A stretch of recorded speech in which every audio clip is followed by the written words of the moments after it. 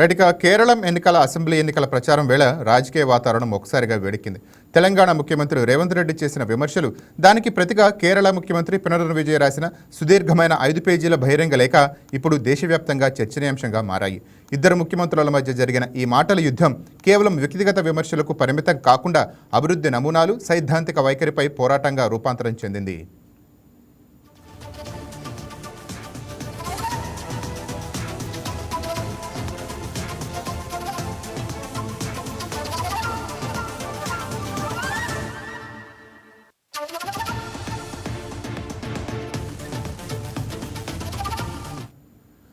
కేరళం ఎన్నికల ప్రచారంలో పాల్గొన్న రేవంత్ రెడ్డి ఎల్డీఎఫ్ ప్రభుత్వంపై ఘాటు వ్యాఖ్యలు చేశారు. పినరయి విజయన్ ప్రభుత్వాన్ని ఎక్స్పైరీ డేట్ తీరిపోయిన మందు బిళ్లతో రేవంత్ రెడ్డి పోల్చారు. కేరళం బీజేపీని ఎదుర్కోవడంలో ఎల్డీఎఫ్ వైఫల్యం చెందిందని ఆరోపించారు. విజయన్ను మోదీ గాడ్ఫాదర్లా కాపాడుతున్నారని, ఎల్డీఎఫ్ బీజేపీ మధ్య రహస్య ఒప్పందం ఉందని రేవంత్ సంచలన ఆరోపణలు చేశారు. మైనార్టీ ఓటర్లను ఆకర్షించడమే లక్ష్యంగా రేవంత్ ఈ విమర్శలు చేసినట్టు రాజకీయ విశ్లేషకులు భావిస్తున్నారు.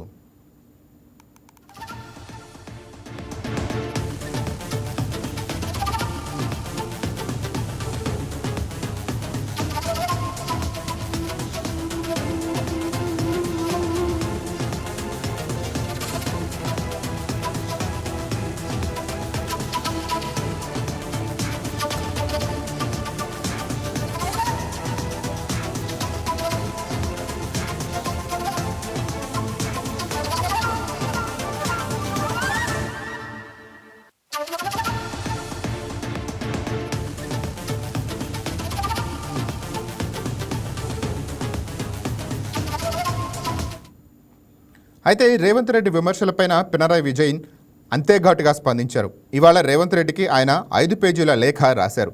రాజకీయాల్లో కనీస సంస్కారం ఉండాలని ఆయన గుర్తు చేశారు.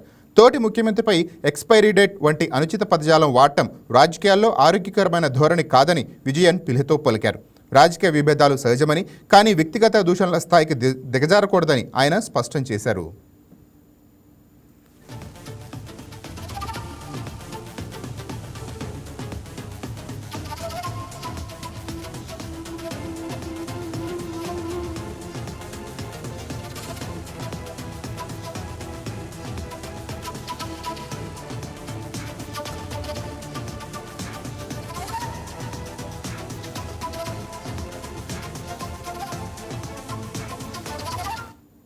తాము బీజేపీకి బీ టీం అన్న రేవంత్ ఆరోపణలను విజయన్ పూర్తిగా తోసిపుచ్చారు. కేంద్రంపై ఆర్టికల్ 131 కింద న్యాయ పోరాటం చేస్తున్న ఏకైక ప్రభుత్వం తమదేనని గుర్తు చేశారు. బీజేపీ సిద్ధాంతాలకు వ్యతిరేకంగా సుప్రీంకోర్టులో రాజీలేని పోరాటం చేస్తున్నామని ఆయన వివరించారు. అయితే రేవంత్ రెడ్డి పాలనపై కూడా విజయన్ చురకలంటించారు. నీతి ఆయోగ్ విడుదల చేసిన స్థిరమైన అభివృద్ధి సూచిని ఆయన ప్రధాన అస్త్రంగా వాడుకున్నారు. 79 పాయింట్లతో కేరళ దేశంలోనే మొదటి స్థానంలో నిలవగా, రేవంత్ పాలిస్తున్న తెలంగాణ 6వ స్థానంలో ఉందని ఆయన గుర్తు చేశారు. దేశంలోనే అత్యంత తక్కువ అవినీతి ఉన్న రాష్ట్రం కేరళ అని, తమ ప్రభుత్వం 5 ఏళ్లకోసారి కాకుండా నిరంతరం ప్రజలకు జవాబుదారీగా ఉంటుందని ఆయన పేర్కొన్నారు.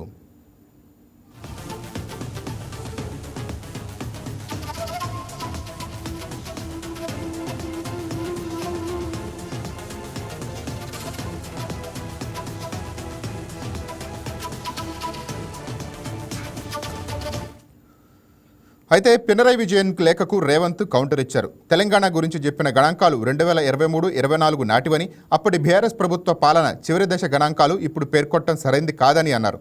తెలంగాణలో కాంగ్రెస్లు అధికారంలోకి వచ్చి 28 నెలలు అయిందని పేర్కొన్నారు. అయితే 70 ఏళ్ల కేరళ ప్రస్థానాన్ని తెలంగాణలో కాంగ్రెస్ సర్కారు 28 నెలల పాలనతో పోల్చడం విజయన్ వంటి సీనియర్ లీడర్కి స్థాయికి తగదని అన్నారు.